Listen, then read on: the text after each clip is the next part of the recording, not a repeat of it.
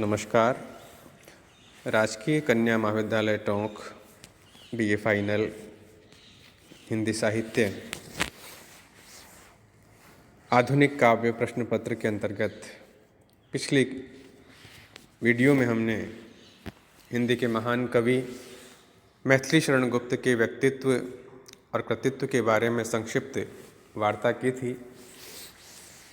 उसी क्रम को आज हम आगे बढ़ाते हुए उनके काव्य सौंदर्य पर एक चर्चा करेंगे।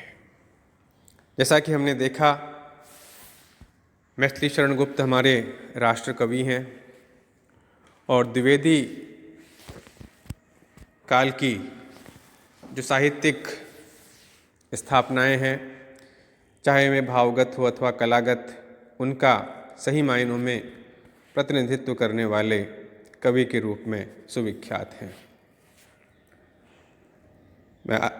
मैथिली शरण गुप्त के कृतित्व की जहाँ तक बात है, भारत भारती, जयद्रथ वध, पंचवटी, झनकार, साकेत, यशोधरा, द्वापर, जय भारत, सिद्धराज, विष्णुप्रिया उनके प्रमुख काव्य हैं। अधिकांश काव्य प्रबंध काव्य के रूप में हैं। मुक्तक काव्य की रचना गुप्त जी के काव्य में अधिक मात्रा में नहीं है। कुछ नाटक और अनुवादित काव्य ग्रंथ भी गुप्त जी के साहित्य की अमूल्य निधि हैं।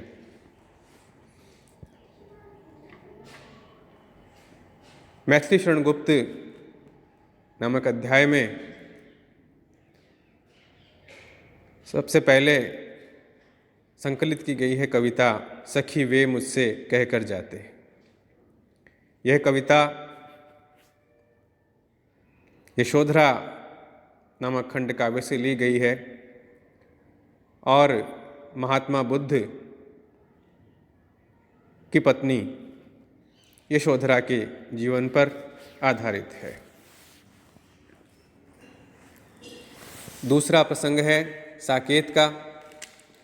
साकेत महाकाव्य का 9वां सर्ग हमारे पाठ्यक्रम में है, जिसमें कवि ने उर्मिला की विरह व्यथा को अपनी वाणी दी है और उस जैसे उपेक्षित पात्र को एक मुख्य स्थान दिलाया है।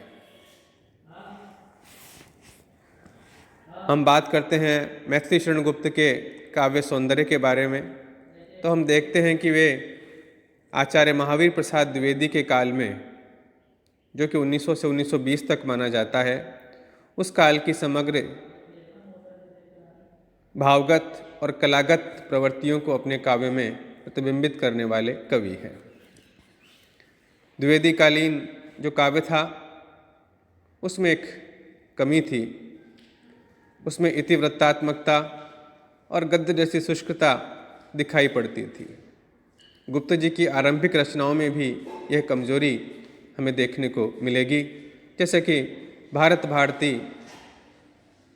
काव्य जो कि 1912 में प्रकाशित हुआ और कुछ अन्य मुक्तक कविताएं, उनमें हम इस इतिवृत्तात्मकता को और गद्यात्मक शुष्कता और उपदेशात्मकता को देख सकते हैं। हालांकि यह काव्य देशभक्ति की दृष्टि से बहुत महत्वपूर्ण है। जाति, देश और मातृभूमि के प्रति गौरव की भावना मैथिली शरण के काव्य का एक महत्वपूर्ण पक्ष है और संभवतया इसी को ध्यान में रखते हुए आलोचक जगत ने उन्हें राष्ट्र कवि की उपाधि भी दी है। जब हम भारत भारती काव्य को पढ़ते हैं, जब हम उनके द्वारा लिखी गई मातृभूमि कविता को पढ़ते हैं, तो देश के प्रति सम्मान की भावना, देशभक्ति की भावना उनके काव्य में स्पष्टतः देखी जा सकती है। देश प्रेम की भावना, भारतीयता की भावना द्विवेदी जी के काव्य का सबसे बड़ा और महत्वपूर्ण पक्ष है, जिसकी उपेक्षा नहीं की जा सकती। जिस तरह से कथा साहित्य में प्रेमचंद आदर्शोन्मुख यथार्थवाद लेकर आए थे, वैसे ही मैथिली शरण गुप्त का काव्य भी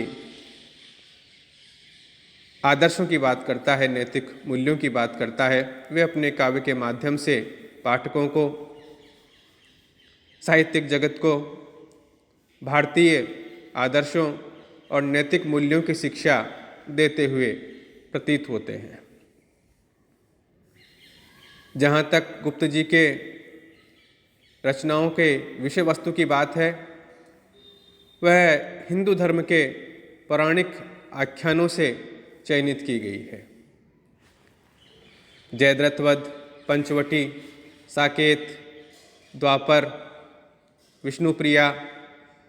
जब हम इन काव्यों की ओर इंगित करते हैं तो हम देखते हैं कि इन सभी में रामायण, महाभारत और अन्य जो धार्मिक ग्रंथ हैं उनसे कथा वस्तु का और पात्रों का चयन किया गया है। राम, कृष्ण, सीता, उर्मिला, ये सब पौराणिक पात्र हैं। इसके माध्यम से गुप्त जी भारतीय और हिंदू संस्कृति की महत्ता को स्वीकार करते हुए दिखाई देते हैं। एक बहुत बड़ा महत्वपूर्ण पक्ष वो ये है कि गुप्त जी ने अपने काव्य में उपेक्षित नारी पात्रों के प्रति अभूतपूर्व सम्मान और गरिमा का प्रदर्शन किया है। साकेत नामक का महाकाव्य, उसमें जब हम नवां सर्ग पढ़ते हैं तो उर्मिला का चित्रण बड़ा महत्वपूर्ण दिखाई देता है। आज तक किसी भी कवि ने उर्मिला की नारी भावना को, उर्मिला की वेदना को, उर्मिला की पीड़ा को, उसकी विरह व्यथा को वाणी नहीं दी थी जो कि गुप्त जी ने दी है। ऐसे ही यशोधरा नामक काव्य में भी हम गौतम की पत्नी यशोधरा का त्याग और उसके प्रति मौलिक उद्भावनाएं जो गुप्त जी ने दी हैं, वे हिंदी साहित्य की अमूल्य निधि हैं। उर्मिला और यशोधरा और साकेत की सीता गुप्त जी की नारी भावना को प्रकट करने वाले पात्र हैं। गुप्त जी स्वतंत्रता आंदोलन के समय के रचनाकार हैं। गांधीवादी विचारों का समर्थन उनके काव्य में दिखाई पड़ता है। भारत भारती और साकेत जैसे महाकाव्यों में हम देखते हैं कि गांधीवादी मूल्यों के प्रति कवि का उत्कट समर्पण स्पष्टतः दिखाई देता है। समकालीन घटनाओं के चित्रण में गुप्त जी का काव्य प्रभावी हुआ है। स्वतंत्रता आंदोलन की अभिव्यक्ति, आज़ादी की लड़ाई, बापू शीर्षक कविता में महात्मा गांधी का व्यक्तित्व और उनके विचार आदि कविताओं से तत्कालीन स्वतंत्रता आंदोलन की मुख्य घटनाओं को हम परिप्रेक्ष्य में देख पाते हैं।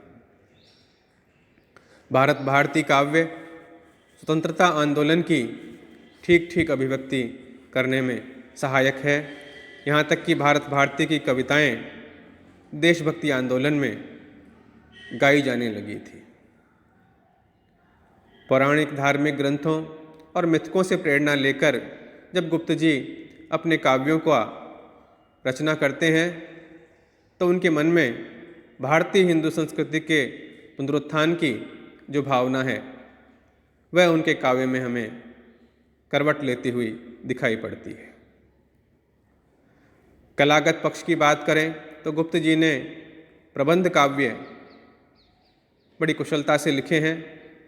साकेत महाकाव्य के रूप में और अन्य काव्य खंड काव्य के रूप में उल्लेखनीय है। उनकी कविताओं में गीति तत्व का समावेश भी है। उनकी भाषा सहज सरल भाषा है, लेकिन बाद में हम उसमें छायावादी प्रभाव भी दिखाई पड़ता है। लाक्षणिकता, उक्ति वैचित्र्य, उपमा, रूपक, उत्प्रेक्षा और अनुप्रास जैसे अलंकारों का अधिकता से प्रयोग करने के बावजूद भी गुप्त जी का कला पक्ष सराहनीय है। इस प्रकार हम मैथिली शरण गुप्त को हिंदी साहित्य के महान कवि के रूप में देख पाते हैं। धन्यवाद।